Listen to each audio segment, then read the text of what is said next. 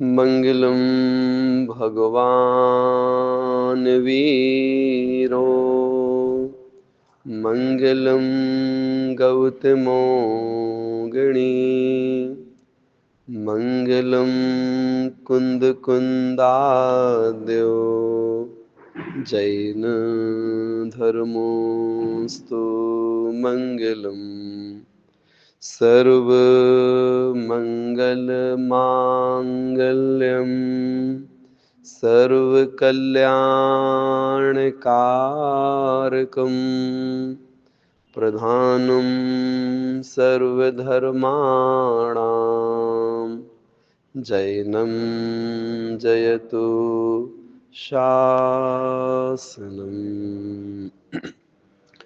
तीन भुवन में सार वीतराग विज्ञानता शिव स्वरूप शिवकार नमहु त्रयोग संहारिके। पंच परमेष्टि भगवान की जय। परम पूज्य आचार्य गुरुवर विद्यासागर जी महाराज की जय। परम पूज्य आचार्य श्री 108 समय सागर जी महाराज की जय।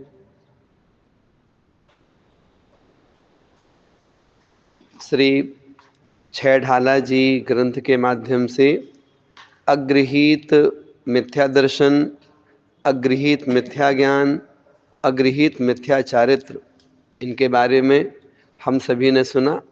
इसके बाद में गृहीत मिथ्या दर्शन, गृहीत मिथ्या ज्ञान और गृहीत मिथ्या चारित्र, इन तीनों की चर्चाएं आपके सामने क्रम से चल रही हैं।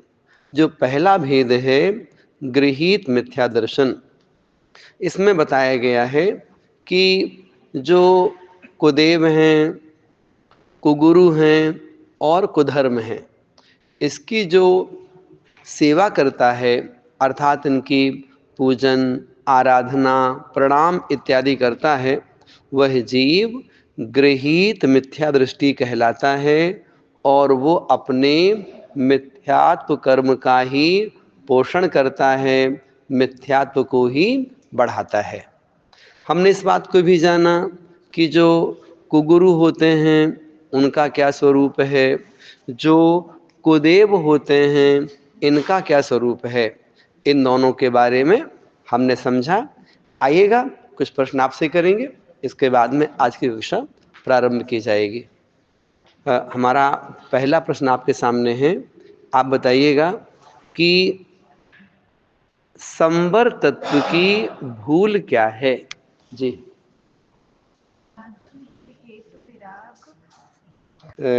सभी से निवेदन है छंद भी याद करने हैं और इस छंद में क्या विषय बताया गया है वो भी याद करना है, और साथ साथ में जो कठिन शब्द हैं उनके अर्थ भी हमसे बनने चाहिए। चलिए,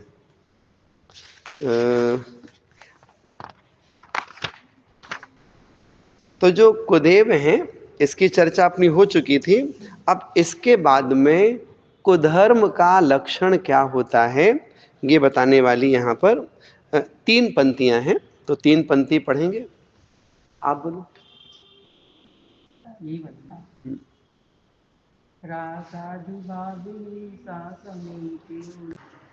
आइएगा प्रारंभ करते हैं। बात चल रही है कुधर्म क्या कहलाता है। तो जैसे जब आपने कुदेव की बात पढ़ी तो आपने इस बात को भी समझा कि देव कौन होते हैं, देवादि कौन होते हैं, तब तो अंतर कर पाएंगे ना हम, है ना। इसी प्रकार से जब आपने कुगुरु के बारे में समझा तो आपने भी तो जाना ना कि सुगुरु अर्थात गुरु कौन होते हैं, है ना। इसी प्रकार से अब कुधर्म की बात बताई जा रही है, तो कुधर्म की बात हम सीखेंगे, लेकिन उसके पहले ये तो हमें पता होना चाहिए सुधर्म क्या कहलाता है। मतलब सुष्टु अच्छा धर्म, सच्चा धर्म कौन सा है। तो सच्चे धर्म की कुछ परिभाषाएं शास्त्रों में आती हैं, उन्हें पहले अपन सुनते हैं, सुनने के बाद में फिर ये जो पंक्तियां हैं इनका अर्थ भी किया जाएगा। देखें, आपने सुना होगा, जो जीव को संसार के दुख से निकालकर उत्तम सुख में ले जाता है उसे धर्म कहते हैं। धर्म किसे कहते हैं? एक सूत्र आता है, जीवाणम रक्षणो धम्मो, अर्थात जीवों की रक्षा करना धर्म है। एक परिभाषा धर्म की आती है कि दंसण मूलो धम्मो। दंसण मतलब दर्शन, दर्शन मतलब सम्यक दर्शन। तो दंसण मूलो धम्मो, जो सम्यक दर्शन है वो धर्म है। ठीक है, आप बोलोगे सम्यक दर्शन धर्म है, इसका अर्थ क्या होता है? इसका अर्थ होता है कि आप सच्चे देवशास्त्र गुरु के आराधक हैं, आप 7 तत्वों का सही श्रद्धान करते हैं, आप जैनाचार्यों के द्वारा शरीर और आत्मा का जो स्वरूप बताया है उसका आप श्रद्धान करते हैं। इसको बोलते हैं दंसण मूलो धम्मो। जो सम्यक दर्शन है वो धर्म है। इसका मतलब क्या होता है, ध्यान रखिएगा। सम्यक दर्शन की कई परिभाषाएं आप आगे पढ़ेंगे, लेकिन उन सभी परिभाषाओं का जो निचोड़ है वो क्या है, हमेशा ध्यान रखिएगा। वो ये है कि मैं भगवान बन सकता हूं। हम तो फिर बोलते हैं, मैं भगवान बन सकता हूं। इस बात का विश्वास, श्रद्धान अपने अंदर में आ जाना, इसी का नाम है सम्यक दर्शन। ठीक है ना। और भगवान बनने के मार्ग में आगे बढ़ना, इसका नाम है सम्यक चारित्र। और जब तीनों मिल जाते हैं ना, सम्यक दर्शन, सम्यक ज्ञान, सम्यक चारित्र, तो इन तीनों को क्या बोलते हैं? रत्नात्रय। और उस मार्ग को क्या बोलते हैं? मोक्ष मार्ग। मतलब मोक्ष मार्ग मतलब क्या होता है? मोक्ष मार्ग का मतलब होता है भगवान बनने का मार्ग। बात समझ रहे हैं हमारी ना। तो जो भगवान बनने का मार्ग है उस मार्ग का नाम है मोक्ष मार्ग। तो भगवान बनने के लिए सबसे पहले श्रद्धान होना चाहिए। श्रद्धान किसके प्रति? अपनी आत्मा के प्रति। श्रद्धान कैसा होना चाहिए अपनी आत्मा के प्रति? मैं भी भगवान बन सकता हूं, इस बात का श्रद्धान है ना। वो श्रद्धान कैसे बना? हमने जो भगवान बने हैं ना उन पर श्रद्धान किया है। तो हमें जैसा बनना है वैसे जो बन गए हैं उन पर हम श्रद्धान करेंगे। ठीक है ना। हमें जैसा बनना है वैसे बनने के मार्ग में जो आगे बढ़ रहे हैं उनके प्रति भी श्रद्धान करेंगे। तो वो कौन कहलाएंगे? वो गुरु कहलाएंगे, मुनिराज जी कहलाएंगे। वो जैसे होता ना, हम जूनियर विद्यार्थी हैं, हम पढ़ते हैं बीए फर्स्ट ईयर में, हमारा सीनियर कौन है? BA second year, BA final, MA वाला जो है वो कौन? हमारे सीनियर हैं वो। तो जो जूनियर जो है वो किसको देख रहा है? वो सीनियर को देख रहा है। और जो सीनियर किसको देख रहा है? मुझे ऐसा शिक्षक बनना है। ठीक हुआ ना। जो सीनियर क्या कह रहा है? मैं बीएड करूंगा, एमएड भी कर सकता हूं, पीएचडी भी कर सकता हूं, जो भी बनना होगा, शिक्षक बनना है, प्रोफेसर बनना है, लेक्चरर बनना है, कुलपति बनना है, वो पूरा मार्ग एक है। वो बात समझ रहे हैं ना। तो उसका लक्ष्य वो है।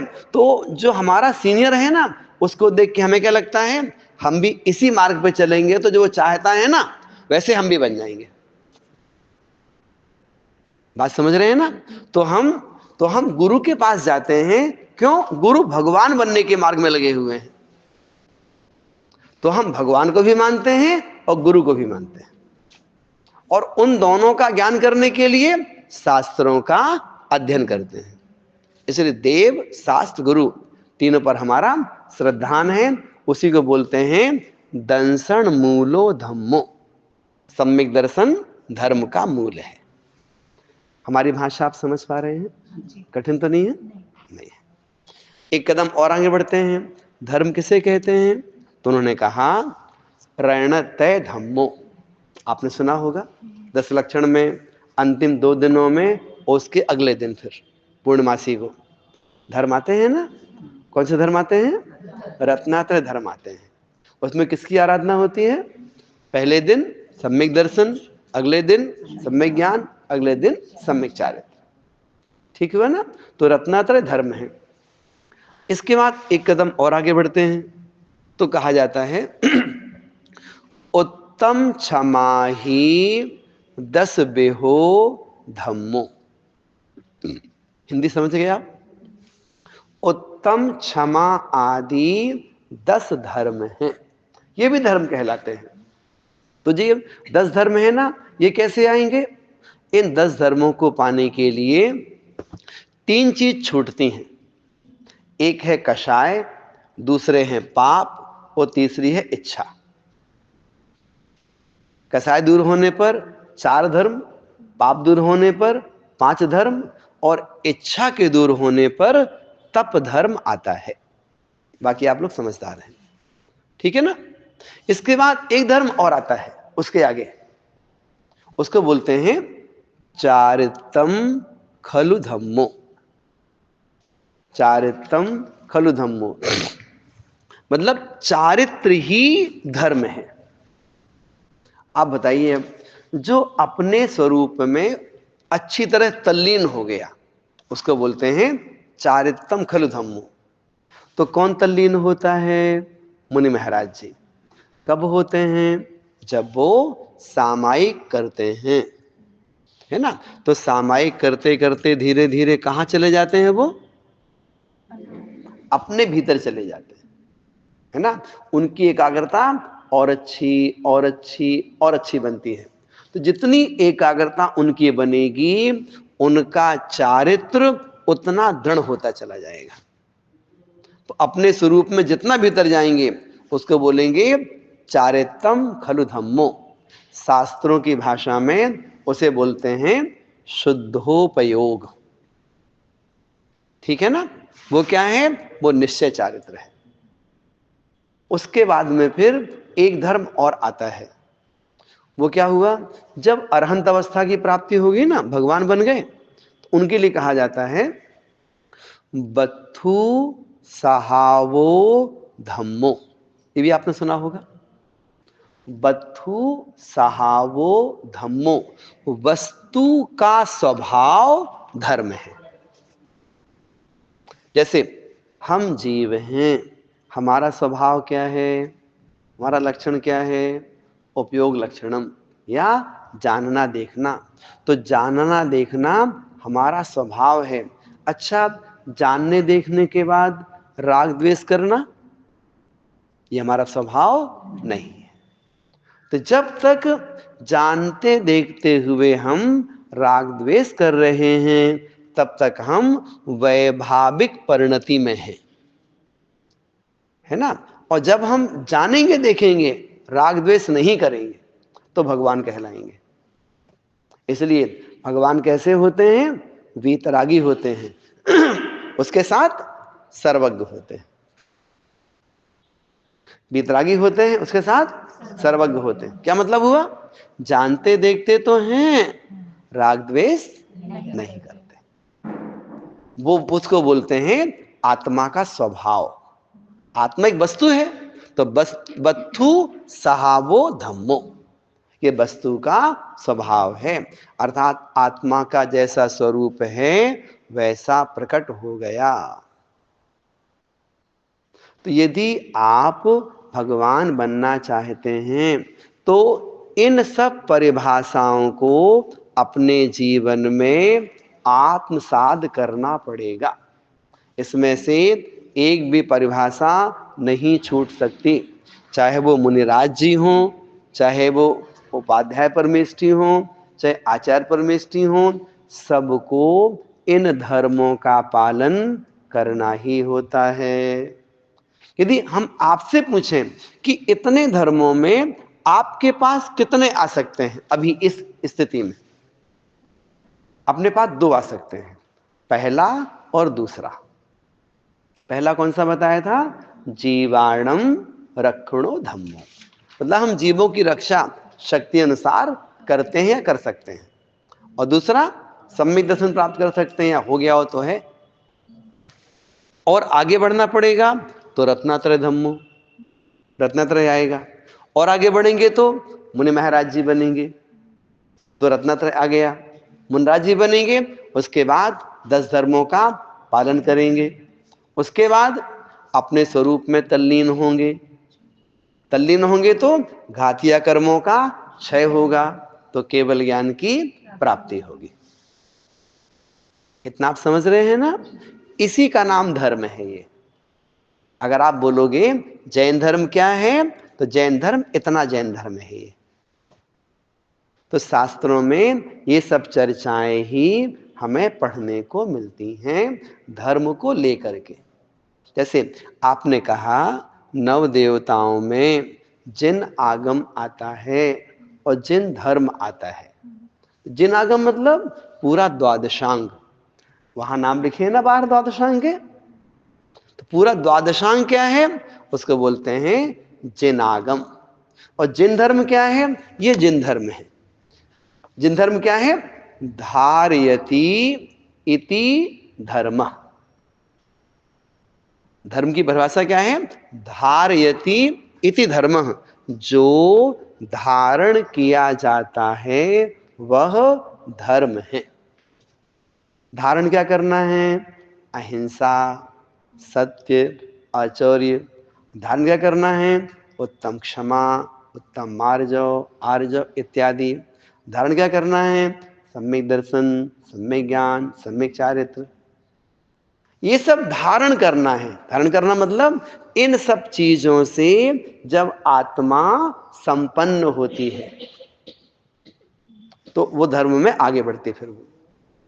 इसीलिए तत्वार सूत्र के मंगलाचरण का चौथा छंद, चौथा चरण, मतलब चौथा चरण क्या बोलेंगे जल्दी?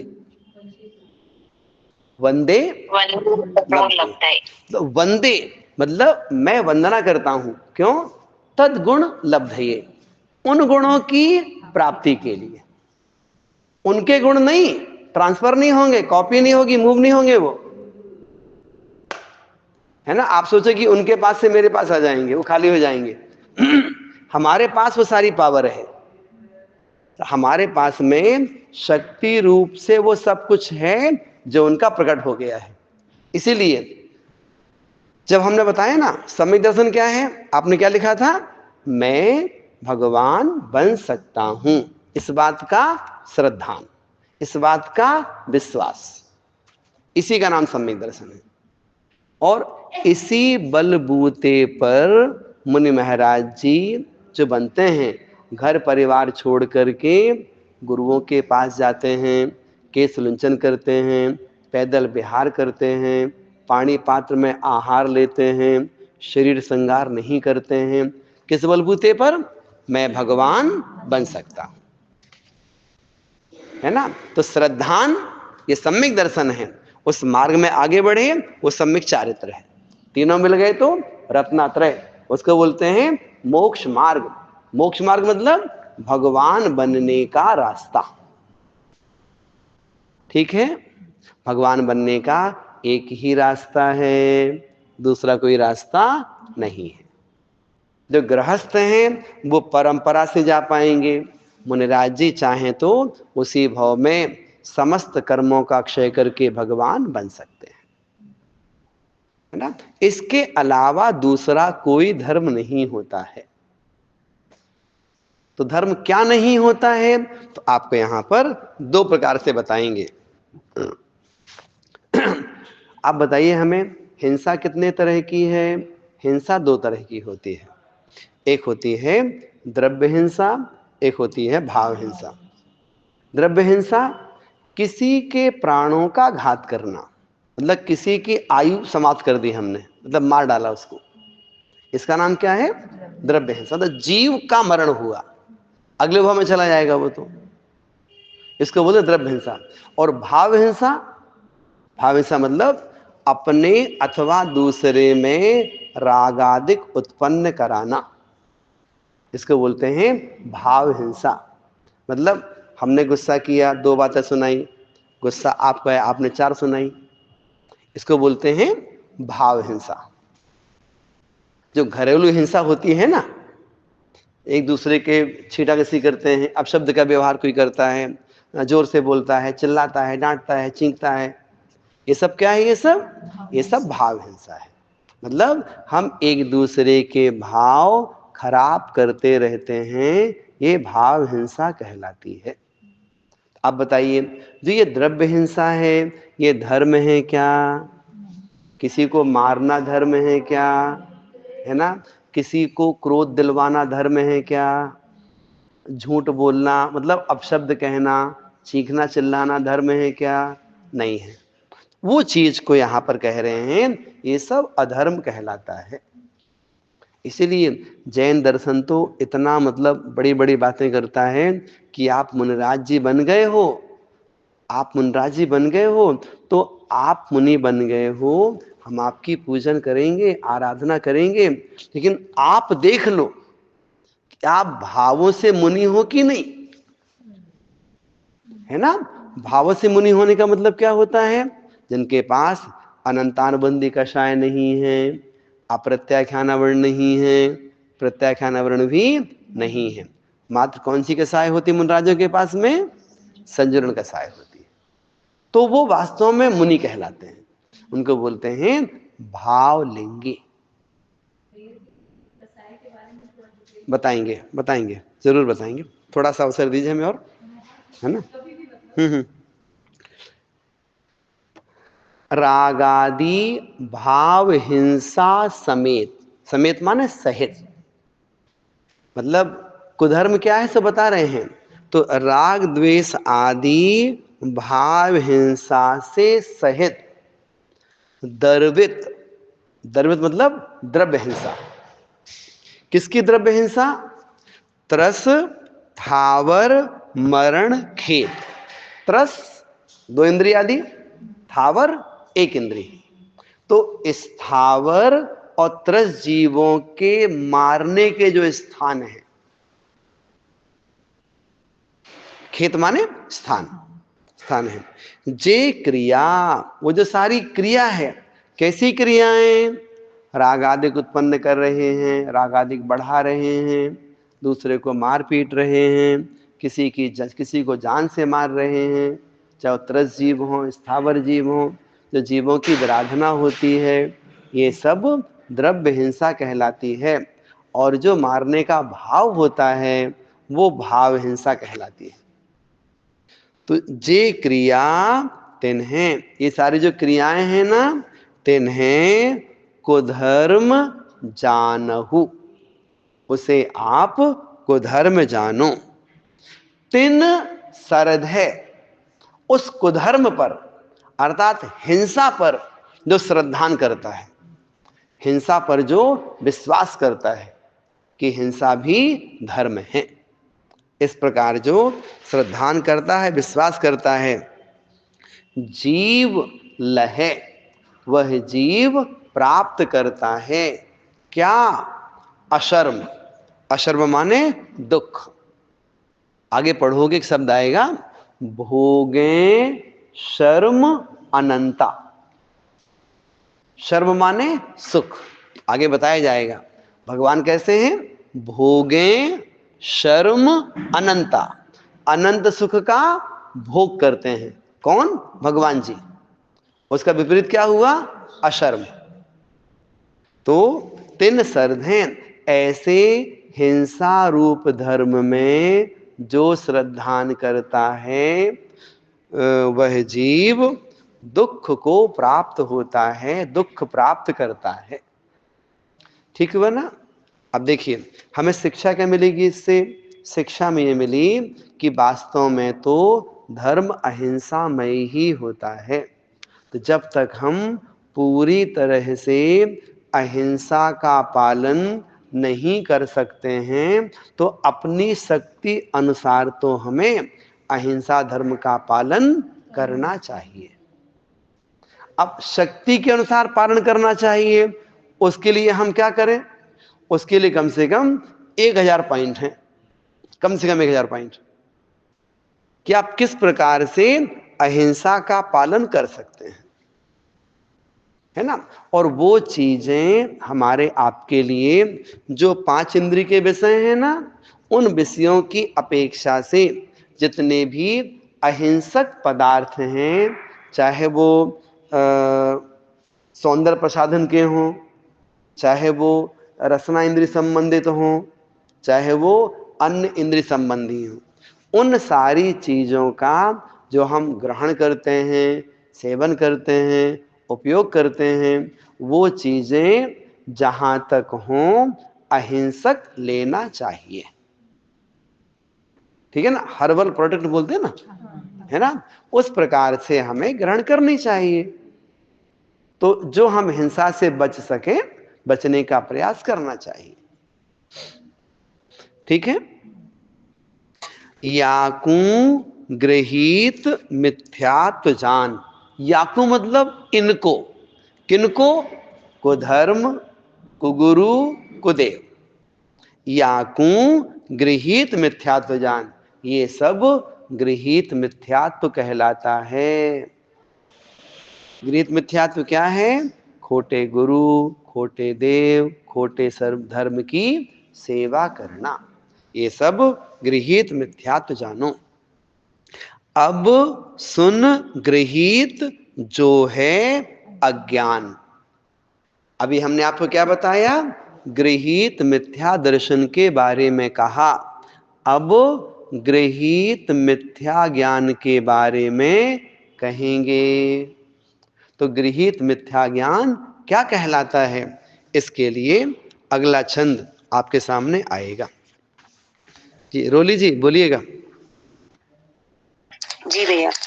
एकांतवाद दूषित समस्त विषयादिक पोषक आप्रशस्त कपिलादि रचित श्रुत को अभ्यासो है को बोध बहुदेन त्रस। बहुत बढ़िया। आइएगा छंद का अर्थ करते हैं। कुछ पूछना तो नहीं किसी को इससे संबंधित? नहीं, चर्चाएं बहुत सारी हैं लेकिन कोर्स के हिसाब से आपको पढ़ाया जा रहा है। ठीक है ना। अब कह रहे हैं गृहीत मिथ्या ज्ञान।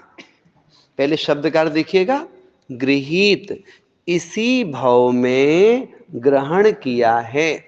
क्या किया है ग्रहण? ज्ञान। इसी भाव में हमने जो ज्ञान ग्रहण किया उसको बोलेंगे गृहीत ज्ञान। तो कैसा ग्रहण किया आपने? विपरीत ग्रहण किया है, इसलिए वो ज्ञान कैसा कहलाया? मिथ्या ज्ञान कहलाया। पहले कुछ उदाहरण देते हैं। मिथ्या ज्ञान मतलब क्या? जैसे आपने पढ़ा रामचरितमानस, है ना, किसका वर्णन है? रामचंद्र जी का, है ना। आपने पढ़ी गीता, है ना, किसका वर्णन है? कृष्ण जी का।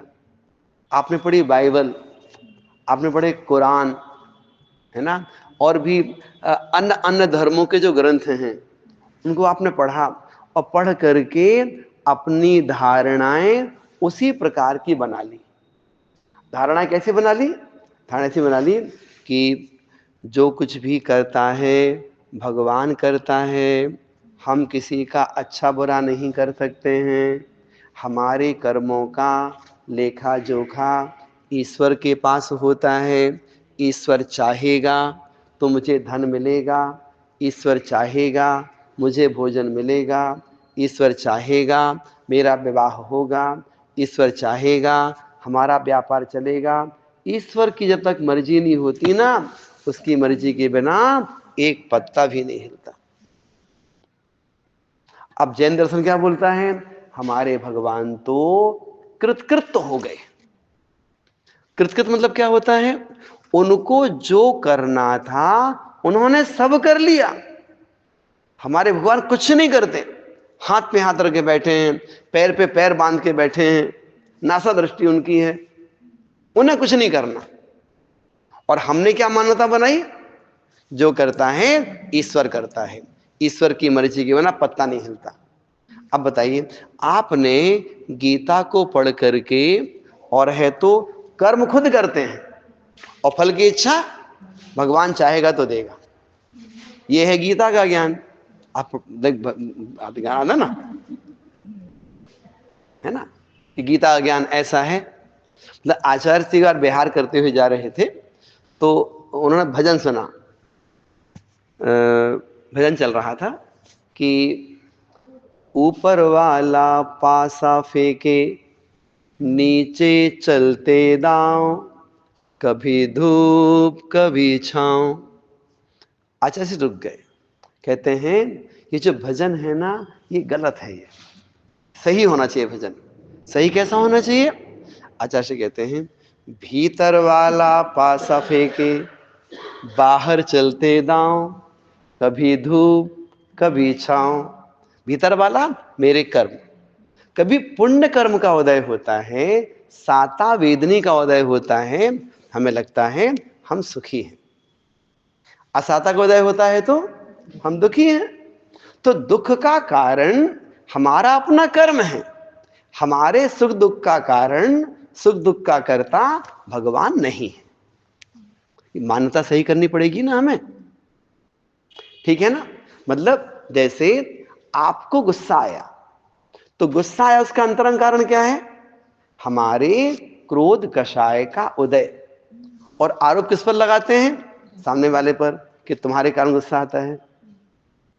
जब हम सामने वाले पे आरोप लगा रहे हैं ना, ये हमारी गलती है। ये एक्चुअली में क्या है? हमारा अपना कर्म ही उदय में आया है। वो गुस्सा आने का कारण हमारा कर्म का उदय, निमित्त है। देखो निमित्त सामने वाला बना, उसका निषेध नहीं करेंगे, लेकिन अगर हम निमित्तों पर ही जिंदगी भर दोषारोपण करते रहेंगे तो अपना कल्याण नहीं कर पाएंगे। बात समझ रहे हैं ना? हमारे मुनिराजों ने निमित्तों पर दोषारोपण नहीं किया। चाहे वो शेर आ जाए, चाहे सर्प आ जाए, चाहे ससुर आ जाए, कोई भी आ जाए, भाई आ जाए, निमित्तों पर दोषारोपण नहीं किया। मेरे कर्म में खाना खा जाएगा शरीर को, ये मैं तो बैठा हूं शांति से। बात समझ रहे हैं ना? तो हम ये नहीं कह रहे कि निमित्त कारण नहीं होता है, लेकिन निमित्त को निमित्त के रूप में स्वीकारिए, मूल चीज को पकड़िए। जैसे शेर और स्वान, स्वान लाठी पकड़ता है और शेर लाठी वाले को पकड़ता है।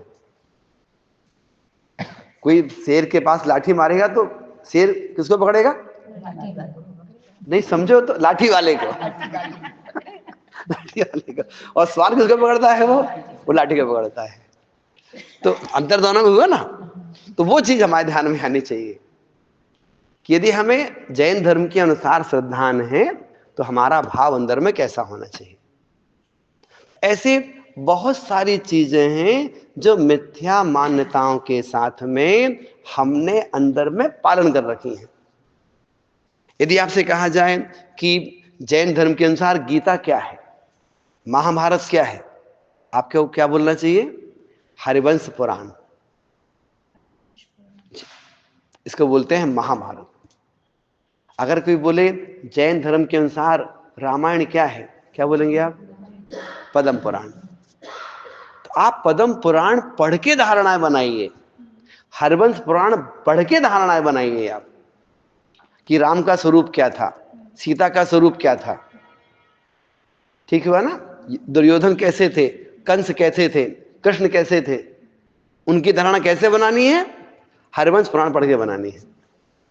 लेकिन धारणा कहां से बनाई? धारणा बनी गीता की, हाँ टीवी सीरियल से बनी धारणा वो। तो वो धारणाएं क्या हुई?